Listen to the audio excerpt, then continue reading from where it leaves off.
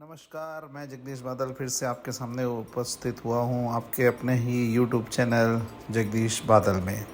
आज हम बात करेंगे चूजिंग राइट रिज्यूम। अपना रिज्यूम का फॉर्मेट कैसा होना चाहिए, क्रोनोलॉजिकल होना चाहिए या फंक्शनल होना चाहिए, तो उसके बारे में हम बात करेंगे। Choosing a right resume, chronological versus functional.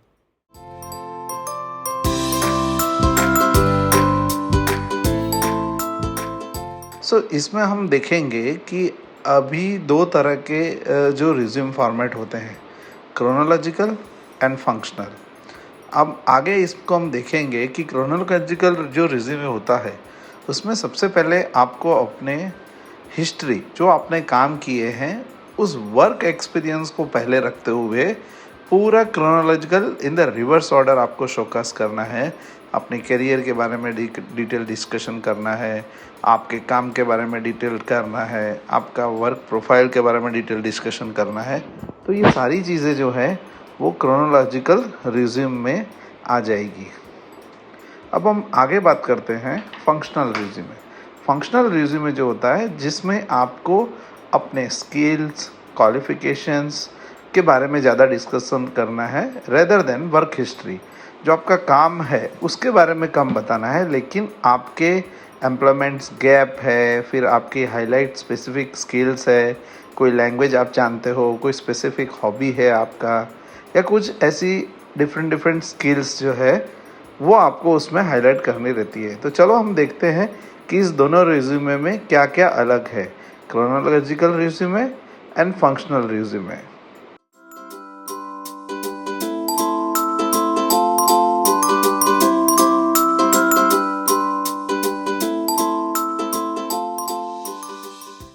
Chronological resume जिसमें आपको अपने जॉब डिस्क्रिप्शंस डिटेल में देना होता है और उस अकम्प्लिशमेंट भी आपको साथ में देना होता है। जैसे कि एक क्रॉस फंक्शनल काम आप करते हो तो जिसमें आपने 20% का रेवेन्यू इंक्रीज़ किया इन द फर्स्ट क्वार्टर। इस तरह से आपको अपने अकम्प्लिशमेंट, मतलब जो आपने उपलब्धियां हासिल की है, वो आपको उसमें लिखना है। यहाँ पे एग्जांपल्स दिए गए हैं।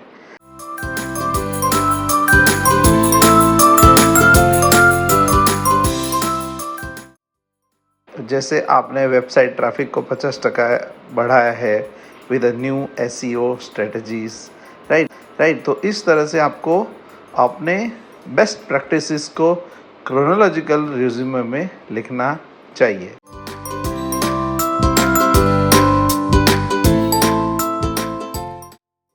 आगे हम बात करेंगे फंक्शनल रिज्यूमे। फंक्शनल रिज्यूमे में जो है आपको अपनी स्किल्स को दिखाना है। जैसे आपके पास कोई टेक्निकल स्किल्स है, जैसे पाइथन, जावा, एसक्यूएल, राइट, उसके बारे में आपको दर्शाना है। सेकंड जो है लीडरशिप्स, आपने कोई प्रोजेक्ट लिया है और उसको आपने बहुत कम टाइम में और बहुत अच्छी तरह से उसको आपने इम्प्लीमेंट करके उसको आगे बढ़ाया है। एनालिटिकल स्किल्स, कुछ कॉम्प्लेक्स प्रॉब्लम्स है उसको आपने कुछ सॉल्व किया है अपने एनालिटिकल स्किल्स के बारे में। ऑर्गेनाइजेशन स्किल्स, जैसे आपने पास कुछ स्पेशल मैनेजमेंट एबिलिटीज़ है, कुछ टास्क आपको दिए हैं और आपने अलग अलग टास्क को टीम के द्वारा कंप्लीट किया है और अच्छे रिकॉर्ड आपने मेंटेन किया है, अच्छा डॉक्यूमेंटेशन रखा है। तो these are the best skills that describes you. अब हम बात करते हैं कि आगे आपने अगर कोई आपको अच्छा रोल मिला है तो उसमें आपने उस रोल को बहुत अच्छे से निभाए। और फॉर एग्जांपल अगर हम देखें यहाँ पे कि न्यू इन्वेंट्री मैनेजमेंट सिस्टम, जिसमें 30% reduction in stock shortages and 20% increase in efficiency, ऐसे आपको एग्जांपल्स लिखने होंगे। दूसरा हम उदाहरण लेते हैं जिसमें प्रॉब्लम सॉल्विंग जो कस्टमर की है, वो जो अचीवमेंट हुई है वो 95% सेटिस्फैक्शन रेटिंग हुई है। तो इस तरह से आपको इसमें बताना होगा।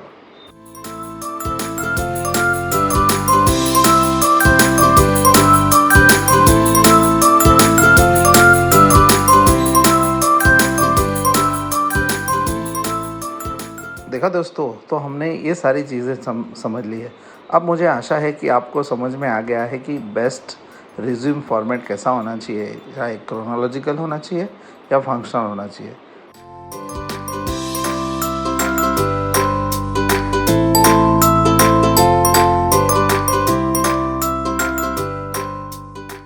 Thank you.